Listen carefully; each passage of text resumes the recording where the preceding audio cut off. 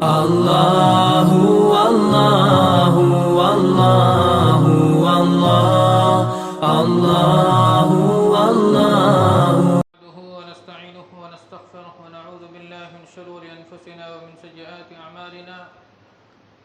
من يهده الله فلا مضل له ومن يضلل فلا هادي له، وأشهد أن لا إله إلا الله وحده لا شريك له، وأشهد أن محمدا عبده ورسوله. أما بعد، فإن خير الحديث كتاب الله، وخير الهدي هدي محمد صلى الله عليه وسلم، وشر الأمور محدثاتها، وكل محدثة بدعة، وكل بدعة ضلالة، وكل ضلالة في النار. أعوذ بالله من الشيطان الرجيم. بسم الله الرحمن الرحيم. يا أيها الذين آمنوا اتقوا الله حق تقاته ولا تموتن إلا وأنتم مسلمون. يا أيها الناس اتقوا ربكم الذي خلقكم من نفس واحدة وخلق منها زوجها وبث منهما رجالا كثيرا ونساء، واتقوا الله الذي تساءلون به والأرحام إن الله كان عليكم رقيبا.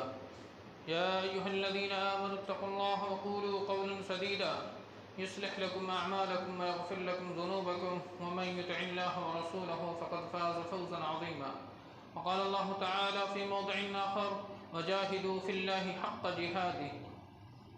معزز حاضرین جمعہ، پردہ نشین خواتین، تمام قسم کی تعریفات بڑائی اللہ وحدہ لا شریک کے لیے لائق و زیبا ہے، جس نے ہمیں آپ کو اس زمین پر پیدا فرمایا اور ہماری رشد و ہدایت کے لیے بے شمار انبیاء کرام علیہم الصلوۃ والسلام کو اس کائنات میں جاری و ساری فرمایا. خصوصاً لاکھوں کروڑوں درود و سلام اس ہستی اقدس و مقدس پر جن کا نام اسم گرامی جناب محمد رسول اللہ صلی اللہ علیہ وسلم ہے، جن کے ذریعہ اللہ رب العالمین نے ہماری اور اہل کائنات کی ہدایت کا بندوبست فرمایا. محترم حاضرین جمعہ، ماقبل جمعہ میں حضرت خالد بن ولید رضی اللہ تعالی عنہ کی سیرت کے چند پہلو کو آپ کے درمیان رکھا گیا تھا.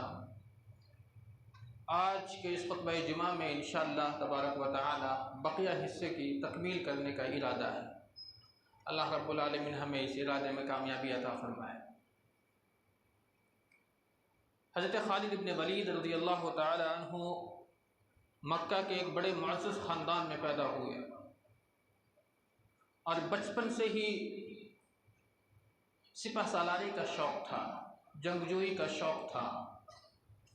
بچپن سے ہی گھڑ سواری کرنا سیکھا، تلواریں چلانی سیکھی، حتیٰ کہ جیسے جیسے عمر بڑھتی چلی گئی آپ اس میدان کے اندر میں اپنا ایک نام مکہ کے اندر میں بناتے چلے گئے. جب جوانی کی عمر پر پہنچے تو مکہ کے عظیم سپہ سالار میں، سپاہیوں میں ان کا نام شمار کیا جاتا تھا.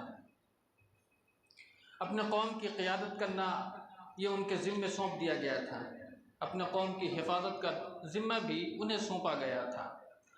اسی اسنا میں حضرت خالد بن ولید رضی اللہ تعالیٰ عنہ کو یہ خبر پہنچتی ہے کہ مکہ میں ایک نوجوان نے یہ دعویٰ کر دیا ہے کہ ہمارے اوپر میں اللہ رب العالمین کی طرف سے وحی کا نزول ہوتا ہے. یہ خبر پہنچتے ہی حضرت خالد بن ولید رضی اللہ تعالیٰ عنہ نے اسلام لانے سے قبل یہ جاننا شروع کیا کہ آخر وہ کون سا نوجوان ہے. آپ نے جب اپنی تفتیش کا سلسلہ جاری کیا تو معلوم ہوا کہ اس نوجوان کی یہ دعوت ہے کہ ایک رب کی عبادت کرو، اس کے علاوہ تمام معبودان باطلہ کی نفی کرو. حضرت خالد بن ولید نے سوچا کہ اگر اس کی دعوت پورے میں پھیل گئی تو ہماری جو قائدانہ قوم کے اندر میں ایک مقام ہے وہ تو ختم ہو جائے گا.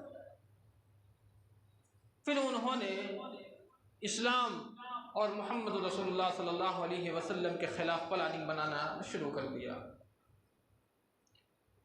مکہ کے اندر میں کوئی بھی ایسا لمحہ نہیں آیا جب حضرت خالد بن ولید نے اسلام اور اسلام کے ماننے والوں کے لیے کوئی نہ کوئی سازشیں نہ رچ رہے ہیں. بہت ستایا قریش سے مل کر کے حضرت خالد بن ولید نے مسلمانوں کو اور خود محمد رسول اللہ صلی اللہ علیہ وسلم کو. لیکن جیسے جیسے آپ کے ستانے کا کارنامہ بڑھتا چلا گیا، ویسے ہی مسلمانوں کی روز افزوں بڑھوتری کو دیکھتے ہوئے حضرت خالد بن ولید سوچنے پر مجبور ہو گئے کہ لگتا ہے کہ اس دعوت کو اتنی جلدی روکا نہیں جا سکتا ہے، کیونکہ یہ دعوت تو جتنا دبانے کی کوشش کی جا رہی ہے اتنا بڑھتا ہی جا رہا ہے۔ اور وہ اسی وقت یہ دل میں خیال کر لیے تھے کہ یہ دعوت جو ہے محمد رسول اللہ صلی اللہ علیہ وسلم کی، یہ رکنے والی نہیں ہے۔ سیرت کا ایک معمولی طالب علم جانتا ہے کہ اللہ کے رسول صلی اللہ علیہ وسلم نے مکہ سے مدینہ ہجرت کیوں کی؟ جب دیکھا کہ مسلمانوں پر ظلم و بربریت کا سلسلہ بڑھتا ہی جا رہا ہے، اب مسلمانوں کے اندر میں جو برداشت کرنے کا ایک جذبہ موجود تھا اب وہ لگ رہا ہے کہ کہیں ڈھیلا نہ پڑ جائے، اللہ کے رسول صلی اللہ علیہ وسلم نے اللہ کے حکم سے صحابہ کو حکم دیا کہ مکہ چھوڑ کر کے مدینہ چلے جائیں۔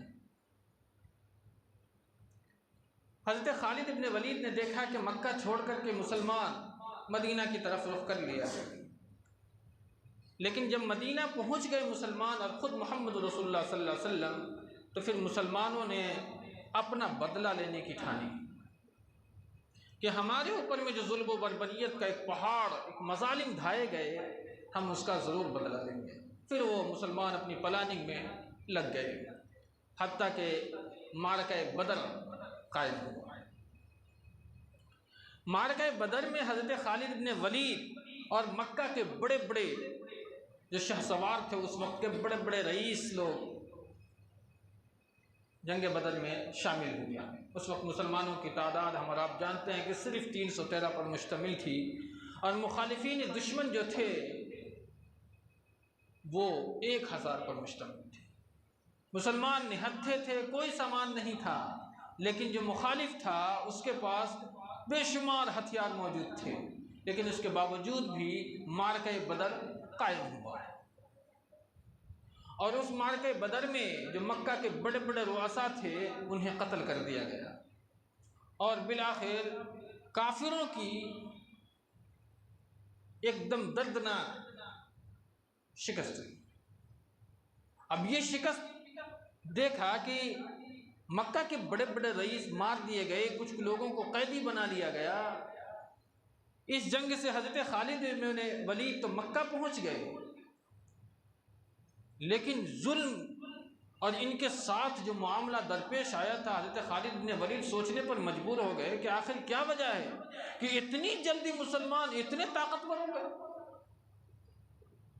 وہ سوچ بھی نہیں سکتے تھے کہ مسلمان اتنا طاقتور ہو سکتا ہے۔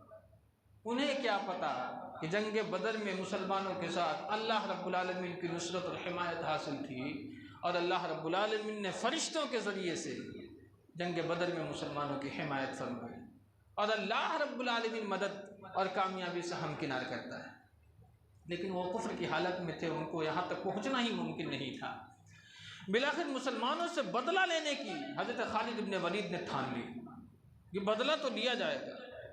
پھر انہوں نے قریش سے آ کر کے مشورہ کیا، اور آس پاس کے جتنے بھی اسلام مخالفین دشمن تھے سب کو مسلمانوں کے خلاف دشمنی پر آمادہ رہنے کا معاہدہ کیا،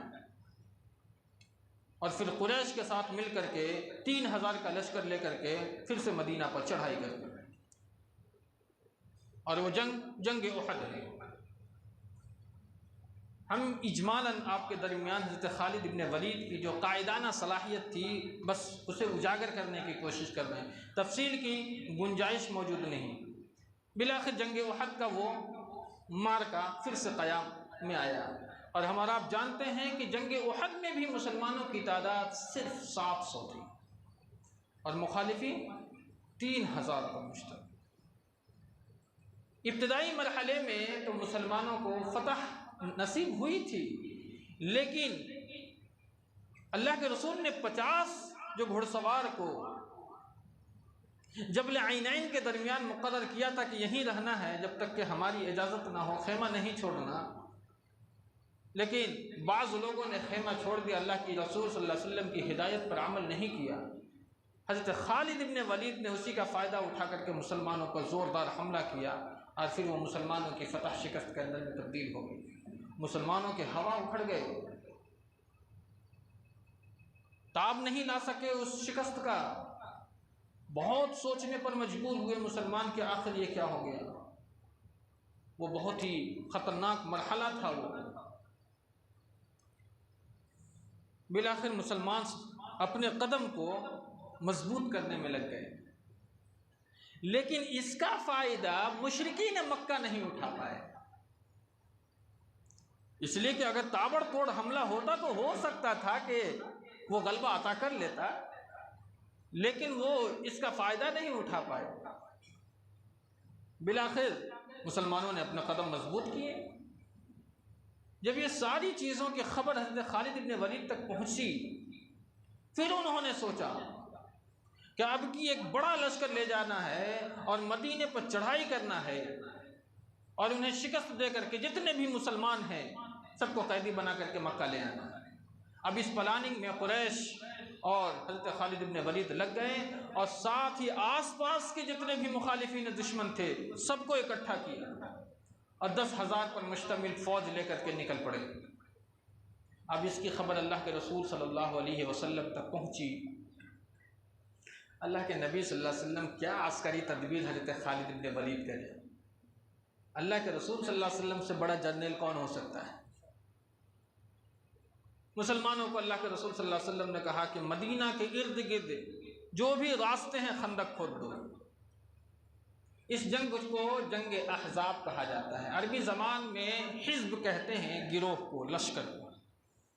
اور حضرت خالد بن ولید نے چاروں طرف جتنے بھی مخالفین دشمن تھے ان تمام کو اکٹھا کر کے ایک لشکر بنایا تھا، اس لیے اس جنگ کو جنگ احزاب کہا جاتا ہے۔ اب یہ 10,000 کا لشکر لے کر کے مدینہ پر چڑھائی کرنے تو آ گئے، لیکن انہیں کیا پتا کہ وہاں خندق کھود دی گئی ہے پہلے سے۔ جب میدان میں پہنچے تو دیکھا کہ خندق کھودا ہوا۔ یقیناً حضرت خالد بن ولید بہت بڑے جرنیل تھے، بہت بڑی عسکری تدبیر رکھنے والے تھے، بہت بڑے سپہ سالار تھے، لیکن یہ خندق والا جو معاملہ تھا یہ ان کے وہم و گمان میں بھی نہیں تھا کہ ایسی بھی تدبیر ہو سکتی ہے۔ یہ تدبیر ان کے لیے بالکل نئی ثابت ہوئی۔ اب وہ سوچنے پر مجبور ہو گئے کیا کیا جائے، کیونکہ اتنی لمبی گہری خندق کھودی گئی اور خندق کے ارد گرد عظیم سپہ سالار مسلمان کے گردش کر رہے تھے، گشت لگا رہے تھے۔ خالد بن ولید کا لشکر جیسے ہی خندق کے پاس آتا تھا اور اپنا کام کرنا چاہتا تھا، مسلمانوں کے جو سپہ سالار تھے وہیں پر ان کو کاٹتے ہوئے چلے جایا کرتے تھے۔ 1 مہینہ تک یہ لشکر مدینہ کا محاصرہ کیے رہا۔ حضرت خالد بن ولید نے سوچا کہ مسلمان ہتھیار ڈالنے والے نہیں ہیں، کیونکہ ان کے حوصلے اور جذبے کو دیکھتے ہوئے نہیں لگتا ہے کہ یہ لوگ ہتھیار ڈالیں گے، اور کوئی دوسرا راستہ نہیں دکھ رہا ہے کہ ان کے اوپر میں حملہ کیا جا سکے۔ بالآخر اللہ رب العالمین کی نصرت اور حمایت حاصل ہوئی۔ ایک طوفان آیا اور ان کے پورے خیمے کو اڑا کر گیا، پورے فوج کو تتر بتر کر دیا، ساری فوج منتشر ہو کر کے رہ گئی، پورے میں بکھرا ہوا وہ فوج دکھ رہا تھا، اور سب نے پیٹھ دکھا کر کے میدان سے بھاگنا شروع کر دیا۔ حضرت خالد بن ولید لوگوں کو بلاتے رہ گئے، سمجھانے کی کوشش کرتے رہ گئے، لیکن مخالفین سمجھ گئے تھے کہ مسلمان ہار ماننے والوں میں سے نہیں لگ رہے۔ بالآخر حضرت خالد بن ولید ایک دم ذلیل، رسوائی میں، ندامت، شرمندگی میں ڈوبے ہوئے میدان چھوڑ کر کے مکہ پہنچ گئے۔ اس دوران انہوں نے دیکھا کہ واقعی مسلمان اور یہ جو دین کا جو ہلکی ہلکی سی جو مٹھاس ہے ان کے قلب میں وہاں سے شروع ہوئی تھی۔ یہ اسلام کوئی عام مذہب نہیں دکھ رہا ہے، اس کے اندر میں کچھ نہ تو کچھ کشش ہے، لیکن پھر بھی اس کے بعد حضرت خالد بن ولید اپنے مکہ میں موجود رہے۔ اللہ کے رسول صلی اللہ علیہ وسلم نے اس کے اگلے سال یعنی کہ سن 6 ہجری میں عمرہ کرنے کا ارادہ کیا۔ تھوڑا بہت سامان لیے، ہتھیار وغیرہ لیا تھوڑا بہت، اور چونکہ ان کا ارادہ لڑائی کا تھا ہی نہیں، اور اللہ کے نبی کو یہ پورا یقین تھا کہ مکہ کے لوگ ہمیں عمرہ کرنے سے نہیں روکیں گے۔ اللہ کے رسول کچھ صحابہ کو لے کر کے پہنچ گئے، ادھر حضرت خالد ابن ولید اور قریش کو یہ معلوم ہوئی کہ مسلمان اور خود محمد صلی اللہ علیہ وسلم مکہ کی طرف رواں دواں ہو رہے ہیں۔ وہ لوگ سوچ رہے تھے کہ مسلمانوں سے بڑا خطرہ ہے، اس سے پہلے کہ وہ آ دھمکے ہمیں کچھ تیار کرنا ہے۔ حضرت خالد بن ولید کچھ لشکروں کو لے کر کے حدیبیہ کے مقام پر پہلے سے ہی پڑاؤ ڈال دیا اور مسلمانوں کو گھیر لیا۔ مسلمان چونکہ لڑائی کے موڈ میں ہی نہیں تھے، بالآخر صلح کی پیشکش کی گئی۔ اس صلح کے اندر میں یہ طے پایا کہ قریش اور مسلمان 10 سال تک کوئی لڑائی نہیں کرے گا، کوئی خون ریزی نہیں کرے گا، اور اس میں اور بھی بہت ساری شرائطیں لکھی گئی۔ اور اللہ کے رسول صلی اللہ علیہ وسلم کو یہ کہا گیا کہ آپ اگلے سال آئیں اور عمرہ کر لیں۔ کئی شرائط ایسے تھے جو مسلمانوں پر اتنا گنا گزر رہے تھے کہ اللہ کے رسول کیسے ان کی شرطوں کو مان رہے ہیں۔ حضرت عمر کے بارے میں تو کہا ہے باضابطہ کہ آپ نے پوچھا کیا آپ حق پر نہیں ہیں، ہم ان کی شرطوں کو کیوں مانیں؟ لیکن اللہ کے نبی کا حکم تھا، کوئی دم نہیں مار سکتا تھا۔ اور یہ سارا سلسلہ حضرت خالد بن ولید بہت ہی باریکی سے دیکھ رہے تھے۔ انہوں نے کبھی نہیں دیکھا کہ ایک انسان کا اتنا بڑا احترام کسی نے کیا۔ کوئی بھی حکم محمد صلی اللہ علیہ وسلم کا حدیبیہ میں ہوا اور مسلمانوں نے اس پہ سر تسلیم خم کر دیا۔ یہ سارا سلسلہ جب وہ دیکھتے رہے، بالآخر صلح نامہ تحریری شکل میں لکھا گیا۔ وہاں سے اللہ کے رسول صلی اللہ علیہ وسلم مدینہ آ گئے، اور تاریخ اسلام کی سب سے عظیم فتح یہ صلح حدیبیہ ہے۔ اس کے بعد مسلمان بالکل بے فکر ہو کر کے دوسروں کے خلاف لڑتے چلے گئے اور فتوحات پر فتوحات کرتے چلے گئے۔ بالآخر 7 ہجری میں اللہ کے رسول صلی اللہ علیہ وسلم نے عمرہ ادا کیا، اور جب صلح حدیبیہ ہوئی تو حضرت خالد بن ولید نے جا کر کے سوچا کہ لگتا ہے کہ اسلام مٹنے والوں میں سے، اب ان کے دل میں اسلام گھر کر گیا ہے، لیکن بولیں تو کیسے، اعلان کریں تو کیسے؟ یہ کوئی عام بات تھی؟ اسلام کا اعلان کرنا کوئی عام بات تھی مکہ کے اندر؟ کریں تو کیسے؟ ڈر نہیں تھا ان کو، لیکن اکیلے مختلف جنگوں کے اندر میں اللہ کے رسول صلی اللہ علیہ وسلم سے انہوں نے پنجہ آزمائی کی، لیکن ہر میں انہیں شکست کا سامنا کرنا پڑا۔ بالآخر ہمیشہ بہادری اور شجاعت مندی کا وہ کردار اور مظاہرہ کیا حضرت خالد بن ولید نے۔ بالآخر وہ اسلام قبول کر لیا، اور ان کے اسلام لانے کا واقعہ ہم ماقبل جمعہ کے اندر میں آپ کے درمیان رکھ چکے ہیں۔ ان کی قائدانہ صلاحیت، عظیم سپہ سالاری کا وہ کارنامہ جنگ موطا میں دکھا گیا، جس کی بھی تفصیل ہم نے ماقبل جمعہ کے اندر میں بیان کر دی ہے۔ اللہ کے رسول صلی اللہ علیہ وسلم قریش سے جو معاہدہ کیا کہ 10 سال تک ہم کوئی لڑائی نہیں کریں گے، کوئی ایک دوسرے کو غضب نہیں پہنچائیں گے، تکلیف نہیں پہنچائیں گے، لیکن اس دوران جو معاہدہ تھا اس معاہدہ کو قریش نے توڑ دیا۔ مسلمانوں کا حلیف ایک قبیلہ تھا، قبیلہ بنو خزاعہ، اس قبیلہ پر قریش نے حملہ کر دیا اور بہت سارے لوگوں کو قتل کر دیا۔ اللہ کے رسول کو جب یہ خبر معلوم ہوئی تو اللہ کے نبی صلی اللہ علیہ وسلم غصے سے آگ بگولا۔ قریش نے بھی سمجھا کہ ہم نے معاہدہ توڑ دیا اور یہ ہمارے لیے بہتر ثابت نہیں ہو سکتا ہے، اس لیے انہوں نے دوبارہ سے صلح کرنے کی کوشش کی۔ اللہ کے رسول نے انکار فرما دیا کہ اب صلح نہیں، اب سیدھے بدلہ لیا جائے گا۔ اور اس کی تفصیل اگر پڑھنی ہے تو سورہ توبہ پڑھیں۔ اللہ کے رسول صلی اللہ علیہ وسلم 10,000 کا لشکر لے کر کے مکہ کی طرف روانہ ہوئے، اور اس لشکر میں ایک نام حضرت خالد ابن ولید رضی اللہ تعالی عنہ کا بھی تھا۔ اس وقت اسلام قبول کر چکے تھے۔ مکہ میں جیسے ہی آپ پہنچنے والے تھے، آپ نے مسلمانوں کو ہدایت دی کہ دیکھو مسلمانوں، آج ہمیں لڑنا نہیں ہے، ہمیں عام معافی کا اعلان کرنا ہے۔ اللہ کے رسول کی یہ بات سن کر کے خالد ابن ولید سوچنے پر مجبور ہو گئے، یہ کیا بات کر رہے ہیں؟ جنگ نہیں کرنا ہے، نرمی کا معاملہ کرنا ہے، معافی کا اعلان کرنا ہے۔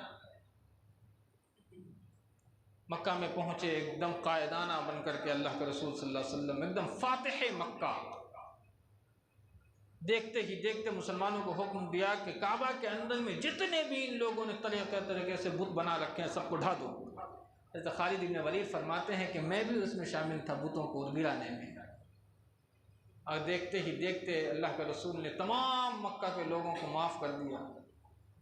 ان لوگوں کو جنہوں نے آپ کے اوپر میں ظلم کا وہ کوئی ایسا مسئلہ نہیں ہوگا جو نہیں کیا ہو، بڑے بڑے پہاڑ ظلم کے ڈھائے، اس دوران بھی اللہ کے رسول نے انہیں معافی کا اعلان کر دیا۔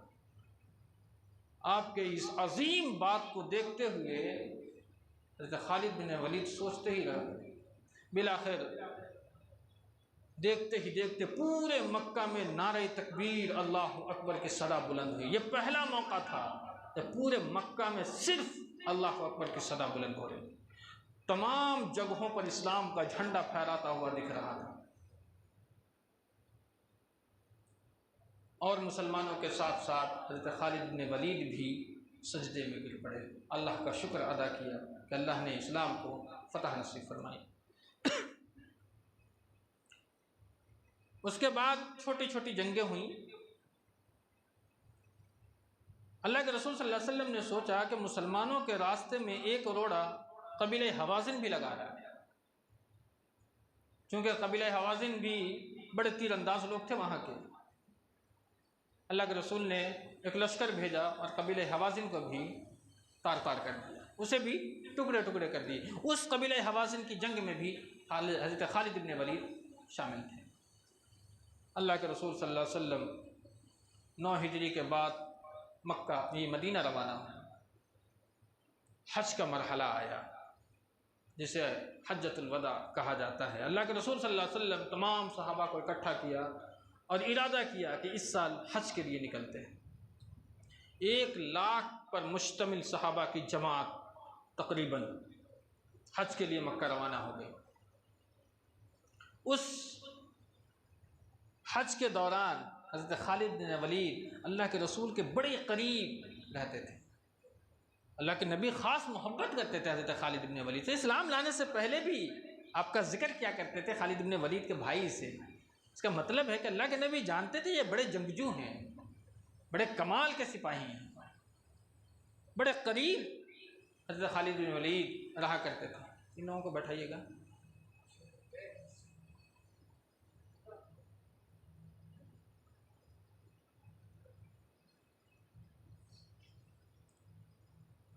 اللہ کے رسول صلی اللہ علیہ وسلم حج کے لیے مکہ روانہ ہوئے۔ حضرت خالد بن ولید نے دیکھا میدان عرفات میں اللہ کے رسول صلی اللہ علیہ وسلم نے وہ آخری خطبہ حجۃ الوداع دیا۔ حضرت خالد بن ولید ایک ایک بات کو باریکی سے سن رہے تھے، اور خطبہ سننے کے بعد انہوں نے محسوس کیا کہ اللہ کے نبی کا یہ آخری خطبہ لگ رہا ہے۔ تمام صحابہ کے اندر میں غم کی لہر دوڑ گئی تھی، کیونکہ خطبہ ہی ایسا تھا کہ وہ لوگ سمجھ گئے کہ اللہ کے رسول صلی اللہ علیہ وسلم اب لگ رہا ہے کہ زیادہ دن تک ہمارے درمیان نہیں رہیں گے۔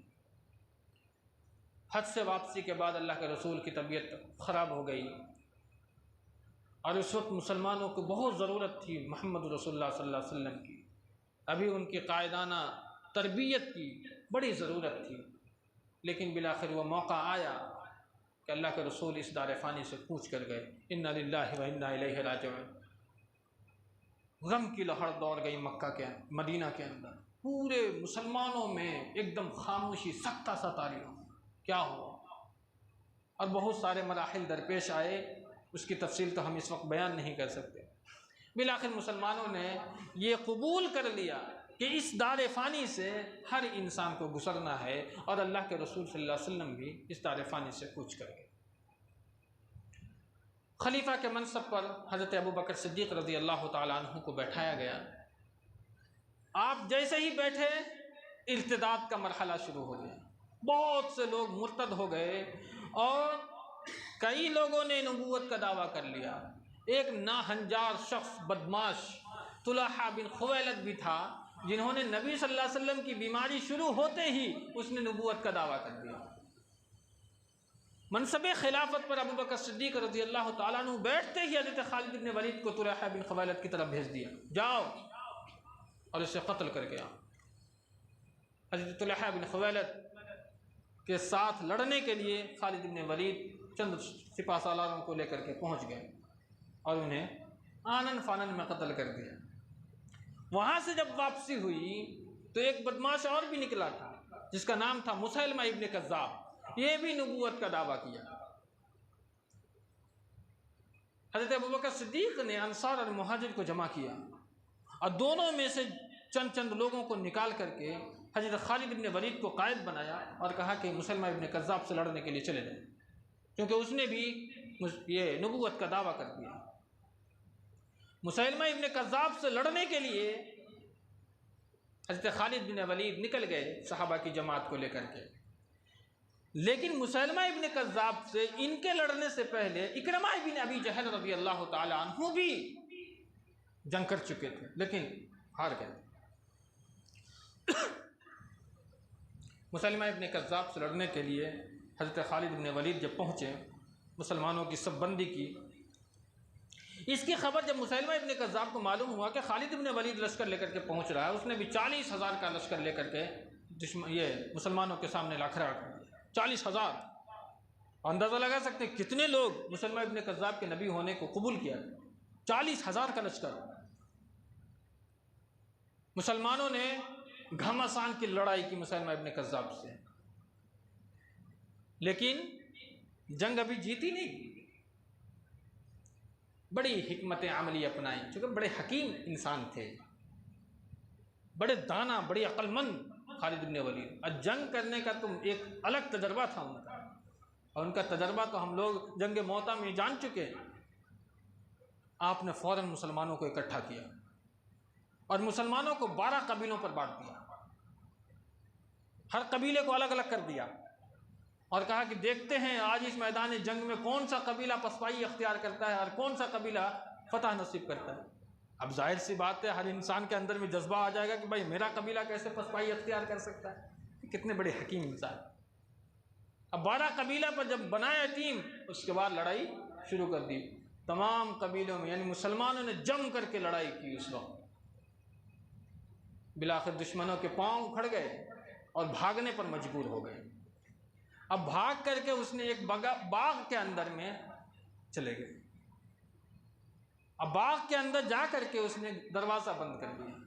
دیواریں بڑی اونچی تھی، مسلمان پھلانگ نہیں سکتے تھے، دروازہ اتنا مضبوط تھا کہ توڑ نہیں سکتے تھے۔ اب ایسی صورت میں کیا کریں؟ مسلمانوں نے باغ کو چاروں طرف سے گھیر لیا۔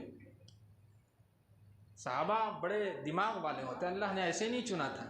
برا ابن عازب رضی اللہ تعالیٰ عنہ، بڑے دانشمند صحابی، انہوں نے فرمایا کہ ایسا کرو مجھے پھینک دو۔ کہاں؟ باغ کے اندر میں۔ باغ میں لشکر موجود ہے، کیسے کوئی انسان کہہ سکتا ہے کہ مجھے پھینک دو؟ یعنی کہ ایسا ہی نہ ہوا کہ شیر کے سامنے جا کر کے بکری بن کر کے بیٹھ گئے، لیکن نڈر، شجاعت مند، بہادر حضرت برا ابن عازب، جیسے ہی آپ نے فرمایا کہ مجھے آپ پھینکیں، صحابہ نے انہیں جھولا بنایا اور یوں پھینک دیا، جسے منجنیق کہا جاتا ہے۔ ایسے پھینکا گیا اور ایسی جگہ گرے جہاں سے دروازہ بالکل قریب تھا۔ حضرت برا ابن عازب جیسے باغ میں گرتے ہیں، دشمن سوچتے ہیں یہ کہاں سے اوپر سے ٹپک گیا، یہ کون ہے؟ دشمنوں کے اندر میں افراتفری مچ گئی۔ ایسے میں نڈر، شجاعت مند، بہادر سپاہی حضرت برا ابن عازب دوڑتے ہوئے دروازہ تک پہنچے، دروازہ کھول دیا۔ اب دروازہ کے کھلتے ہی مسلمانوں کا لشکر نعرہ تکبیر اللہ اکبر کی صدا بلند کرتے ہوئے باغ کے اندر میں گھس گئے، اور بالآخر ہر طرف لاش ہی لاش باغ کے اندر میں دکھ رہی تھی۔ بالآخر سامنے کون آیا؟ مسیلمہ ابن کذاب۔ کس کے؟ وحشی ابن حرب رضی اللہ تعالیٰ عنہ کے۔ یہ وہ صحابی ہیں جنہوں نے حضرت حمزہ کو بھی شہید کیا، لیکن وہ اس وقت اسلام نہیں لائے تھے۔ اس کے بعد انہوں نے اسلام کو قبول کیا اور بدلہ لیا۔ ایک عظیم صحابی کو اگر اس کے ہاتھوں سے قتل ہوا، ایک عظیم فتنہ کو انہوں نے اپنے ہاتھوں سے ختم کیا۔ وحشی ابن حرب رضی اللہ تعالیٰ عنہ نے اسے قتل کر دیا۔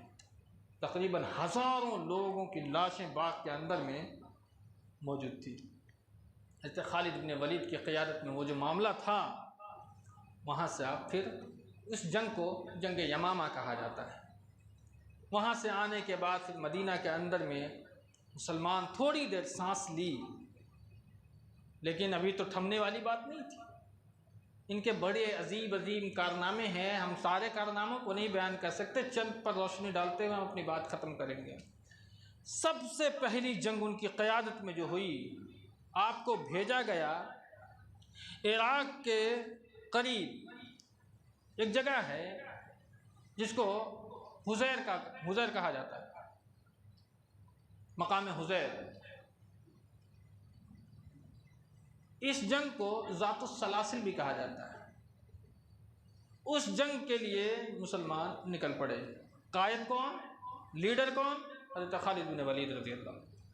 وہاں پہنچے، جب آپ پہنچے وہاں مقام حزیر پر، اسے جنگ حزیر اور جنگ ذات السلاسل بھی کہا جاتا ہے۔ کیوں کہا جاتا ہے اس جنگ میں ہی پتہ چل جائے گا۔ آپ جیسے ہی عراق پہنچتے ہیں، حضرت خالد بن ولید رضی اللہ تعالیٰ عنہ عراق پہنچتے ہی صحابہ ایک لشکر لے کر کے 8,000 پر مشتمل مصنع ابن حارث رضی اللہ تعالیٰ عنہ وہاں پہنچ جاتے ہیں۔ عراق جا کر کے حضرت خالد بن ولید اس لشکر میں شامل ہوتے ہیں اور لشکر کو 3 حصوں میں بانٹتے ہیں۔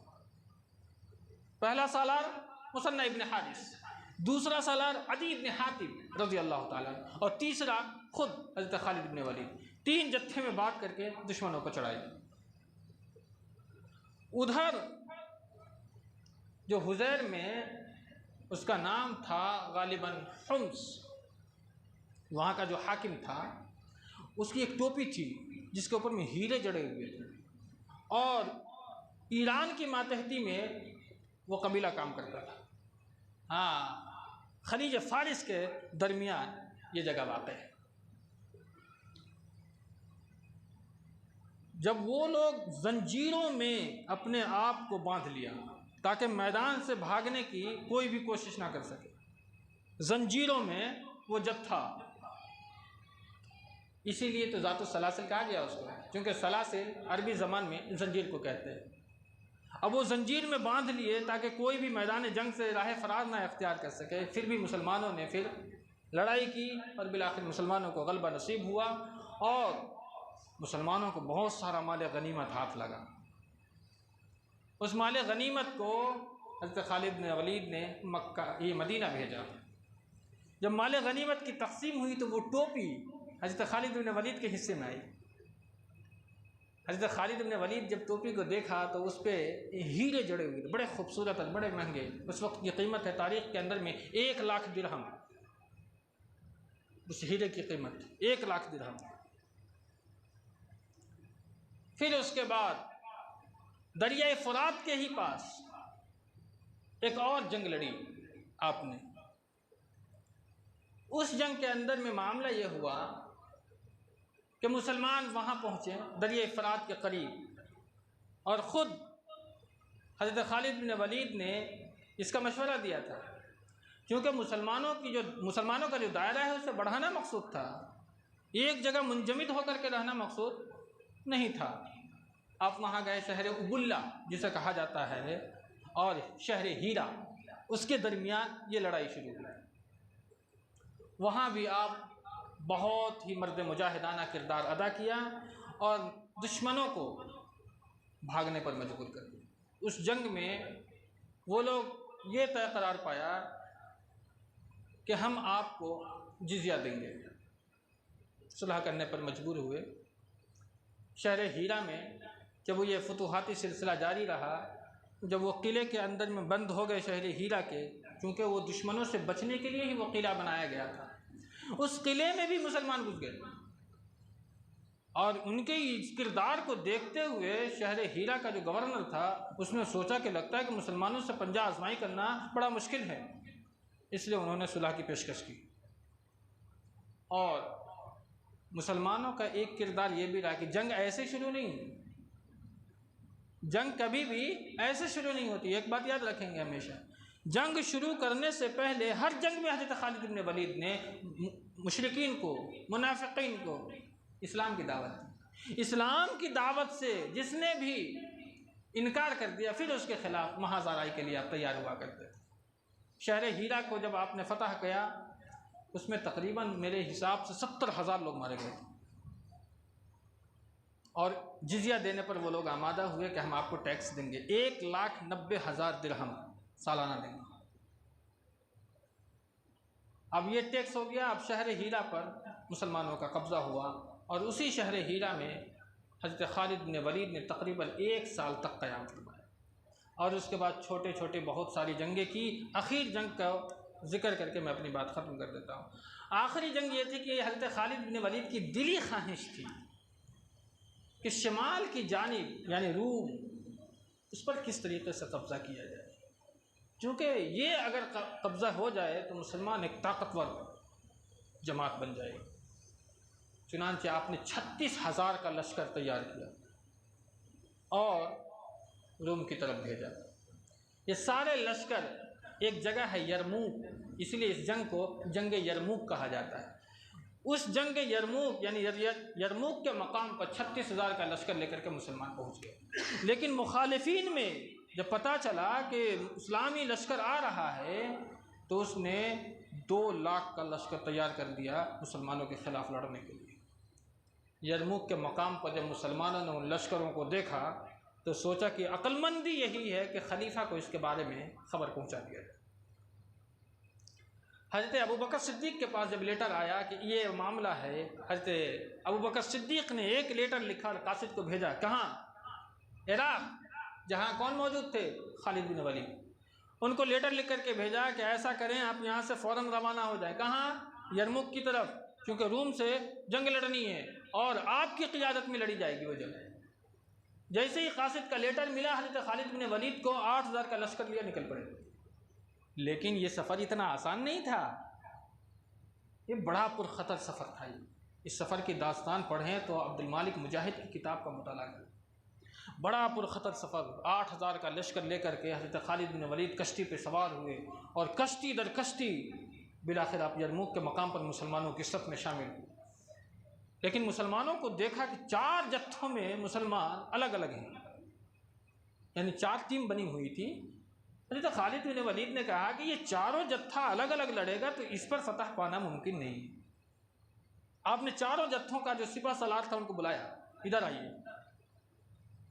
حضرت خالد بن ولید کے بلانے پہ چاروں سپہ سالار اکٹھا ہوئے اور آپ نے مشورہ کیا کہ ان یہ سارے جتھوں کو الگ کرو اور ایک ہو کر کے ان کے خلاف لڑنا ہوگا۔ سارے سپہ سالار آپ کے مشورہ پر عمل کیا اور راضی ہو گئے۔ حضرت خالد بن ولید نے کہا کہ ایک اور مشورہ یہ ہے کہ اس کی قیادت میں کروں گا۔ تمام لوگ راضی ہو گئے کہ کیوں؟ آپ کیوں نہیں کریں گے؟ کریں۔ لیکن رومی جو جنرل تھا اس نے آپ سے ملنے کی خواہش ظاہر کی۔ جب آپ سے حضرت خالد بن ولید راضی ہو گئے کہ ٹھیک ہے ہم مل سکتے ہیں، جب ملاقات ہوئی تو رومی جنرل نے کہا کہ میں نے سنا ہے کہ تم لوگ بہت غریب قسم کے انسان ہو، اور اپنی غریبی مٹانے کے لیے تم لوگوں سے لڑتے رہے ہو، بھیڑتے رہے ہو۔ ایسا کرو، ہم تم میں سے تمام لوگوں کو 10-10 دینار دیتے ہیں اور سامان خوراک بھی دیں گے، اور ہر سال یہ سلسلہ جاری رہے گا۔ حضرت خالد بن ولید نے کہا کہ ہم لوگ غریب نہیں ہیں، ہمیں تو اس لیے بھیجا گیا کہ ہم تمہارے خون کو چوس لیں، اس لیے کہ تمہارا خون بڑا لذیذ ہے۔ یہ جملہ ہے حضرت خالد بن ولید کا۔ اور یہ کہہ کر کے آپ لشکر میں شامل ہوئے مسلمانوں کے، اور ارادہ بنایا لڑنا شروع کرتے ہیں۔ اب جنگ شروع ہوئی، بڑی گھماسان کی لڑائی ہوئی اس میں۔ جنگ یرموک کے اندر میں تو سر ہی سر دکھ رہے تھے۔ 2 لاکھ کا لشکر ادھر بھی کم نہیں ہے، 40,000 کے لگ بھگ قریب مشتمل صحابہ کی بھی جماعت ہے۔ گھماسان کی لڑائی ہوئی، پورے دن مسلمان لڑتے رہے۔ شام ہوئی، اپنے اپنے خیمہ میں لوگ پہنچے۔ حضرت خالد بن ولید رضی اللہ تعالیٰ عنہ کے کردار میں ایسا ہی نہیں کہ ہمیشہ یہی مرحلہ رہا، غم کے بھی مراحل آئے۔ دوسرے دن آپ جنگ کے میدان میں تھے، جنگ زور و شور پہ ہے، ادھر سے ایک لیٹر پہنچ جاتا ہے، کہاں؟ یرموک کے مقام پر جنگ شروع ہے۔ لیٹر کیا پہنچتا ہے؟ کس کے پاس؟ ابو عبیدہ ابن جراح رضی اللہ تعالیٰ عنہ کے پاس، کہ مسلمانوں کے خلیفہ حضرت ابوبکر صدیق رضی اللہ تعالیٰ عنہ اس دار فانی سے پوچھ کر گئے۔ اس خبر کو پڑھتے ہی حضرت ابو عبیدہ بے ساختہ رو پڑے، چونکہ ایک بڑے عظیم قائد کی حیثیت تھی حضرت ابوبکر صدیق کی، بڑے عظیم خلیفہ اسلام کے۔ جب یہ خبر پہنچی اور اس خبر میں یہ بھی تھا کہ حضرت عمر کو منصب خلافت پر بیٹھا دیا گیا ہے اور حضرت عمر کا یہ آرڈر ہے کہ حضرت خالد بن ولید کو یہ جو قائد بنے ہیں اس عہدے سے انہیں معزول کر دیا جائے، لیکن حضرت ابو عبیدہ اس وقت یہ لیٹر حضرت خالد بن ولید کو نہیں دیا۔ کیوں؟ اس لیے کہ جنگ شباب پر تھی اور یہ ماحول ہی نہیں تھا کہ حضرت خالد بن ولید کو وہ لیٹر دیا جا سکے، کچھ بھی ہو سکتا تھا۔ حضرت ابو عبیدہ نے بڑی دانش مندی کا ثبوت دیا، اور بڑے جرنیل صحابہ میں ان کا نام ہوتا ہے۔ جنگ بالآخر مسلمانوں نے جیت حاصل کی، رومیوں نے پیٹھ پھیر کر کے چل دیا، لیکن اس جنگ میں اور بھی کئی صحابہ شہید ہوئے، جس کا نمایاں نام اکرمہ ابن ابی جہل رضی اللہ تعالیٰ عنہ۔ انہوں نے بھی رومیوں کے ساتھ بہت ہی دلیری کے ساتھ، شجاعت مندی کے ساتھ، ان کا تو باضابطہ قول ہے کہ اسلام لانے سے قبل بھی اکرمہ نے کبھی بھی پیٹھ نہیں دکھایا میدان جہاد میں، تو مسلمان ہونے کے بعد، اسلام کو قبول کرنے کے بعد، نبی کا کلمہ پڑھنے کے بعد اکرمہ کیسے جنگ سے پیٹھ پھیر سکتا ہے؟ اور یہ کہتے ہوئے دشمنوں کی صف میں گھس گئے اور ایک طرف سے لوگوں کے سر کو قلم کرتے ہوئے نکل گئے۔ بالآخر دشمنوں نے آپ کو گھیر لیا اور حضرت اکرمہ ابن ابی جہل اسی جنگ یرموک میں شہید کر دیے گئے۔ اس کے علاوہ جب جنگ یرموک فتح ہوئی، حضرت خالد بن ولید کو عبیدہ ابن جراح نے لیٹر دیا۔ لیٹر پڑھتے ہی حضرت خالد بن ولید غصہ نہیں ہوئے، ہم جیسے لوگ ہوتے تو یہ کیسا ہو سکتا ہے، وہ کیسا ہو سکتا ہے، نہیں، بہت ہی خندہ پیشانی کے ساتھ اس لیٹر کو قبول کیا، اپنے عہدے سے معزول ہو گئے۔ نہیں تو کوئی کہہ سکتا ہے کہ خالد بن ولید نے اتنی ساری فتوحات اسلام کی اور اس کے باوجود بھی انہیں عہدے سے معزول کر دیا جائے؟ نہیں، انہوں نے کہا نہیں، ہم اسلام کے لیے لڑے، اسلام کی سربلندی کے لیے لڑے، ہماری خواہش یہ تھی کہ رب ہمارا راضی ہو جائے، اور کوئی خواہش نہیں تھی۔ پھر ابو عبیدہ ابن جراح رضی اللہ تعالیٰ عنہ کی قیادت میں کئی جنگیں لڑی۔ حضرت خالد بن ولید نے قسطنطنیہ کو، اردن کو، اسی کے بعد تو فتح کیا گیا۔ جب ہرقل کو پتہ چلا تو وہ بھی تو شہر شام چھوڑ کر کے بھاگ گیا اور جا کر کے قسطنطنیہ میں پناہ لی، لیکن اس کے باوجود بھی ابو عبیدہ ابن جراح کی قیادت میں آپ نے لڑائی کی اور تمام قسطنطنیہ کو، اردن کو اور بھی دیگر لوگوں کو، دیگر جگہوں کو آپ نے فتح کیا۔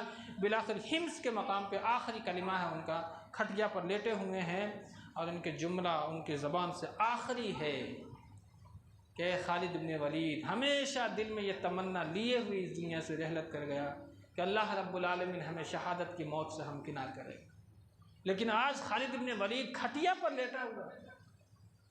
حضرت خالد بن ولید کے بدن کا کوئی حصہ ایسا نہیں تھا جہاں تلوار اور تیر کے زخم نہ لگے، لیکن ان کی ہمیشہ خواہش رہی کہ اللہ ہمیں شہادت کی موت سے ہمکنار کرے۔ لیکن بالآخر انہوں نے کہا کہ آج خالد بن ولید نے اتنی جنگیں لڑی، اتنے سارے زخم کے نشانات موجود ہیں، لیکن آج خالد بن ولید کی موت ایک کھٹیا پر ہو گئی۔ حضرت خالد بن ولید کی موت ہو گئی، یہ خبر حضرت عمر بن خطاب کے پاس جب پہنچی، اب بڑے رنجیدہ، بڑے غمزدہ ہوئے، اور جب معلوم چلا کہ انہوں نے پیچھے کیا چھوڑا، ایک گھوڑا اور وہ تلوار ہے جس سے آپ لڑائی کرتے تھے، یہ جب جملہ سنا حضرت عمر نے بے ساختہ رو پڑے، تاریخ پڑھے آپ، آنکھ سے آنسو کا سیلاب گویا جاری ہو گیا کہ اتنا بڑا عظیم جرنیل، پیچھے کچھ نہیں، صرف ایک تلوار اور وہ گھوڑا جس پر آپ چڑھ کر کے لڑائی لڑی۔ رونے کے بعد مسلمانوں کی ایک جماعت وہاں پہنچی، حضرت خالد بن ولید رضی اللہ تعالیٰ عنہ کا جنازہ اٹھا۔ جنازہ اٹھتے ہی آپ کی والدہ محترمہ نے کہا کہ دنیا کے اندر میں یہ میری آنکھوں کا تارا رہا، دنیا کے اندر میں بھی اسلام کی خدمت اس نے بڑی نڈات اور بڑی شجاعت مندی، بڑی مردانگی کے ساتھ کی، اور میں اللہ سے دعا کرتی ہوں کہ اللہ رب العالمین آخرت میں بھی تجھ سے خوش ہو جائے اور تیرا ایک عظیم مقام اللہ کے سامنے بلند ہو جائے۔ یہ دعا ہے اس ماں کی، حضرت خالد بن ولید رضی اللہ تعالیٰ عنہ کی، اور بڑے ہی نم آنکھوں سے صحابہ کرام نے حمص کے ہی مقام پر حضرت خالد بن ولید کو سپرد خاک کر دیا۔ ان کے واقعات سے اتنی عبرت ملتی ہے کہ مسلمانوں کے اندر میں اپنے جو عظیم صحابہ ہیں، ان کے جو ان کی جو سیرت ہے ان کو پڑھ کر کے اپنے دل کے اندر میں ایک جذبہ امڑنا چاہیے. ہمیں بھی اسلام کے دفاع کے لیے کچھ نہ کچھ کرتے رہنا چاہیے. نہیں تلوار سے، کم از کم اپنی زبان سے، اپنے قلم سے، اپنے اخلاق سے، اپنے کردار سے اسلام کی سربلندی کے لیے کچھ نہ کچھ رول ایک عام مسلمان بھی ادا کر سکے. باری تعالیٰ سے دعا کرتے ہیں رب العالمین ہمیں آپ کو نیک عمل کرنے کی توفیق دے. آمین. وآخر دعوانا الحمد للہ رب العالمین.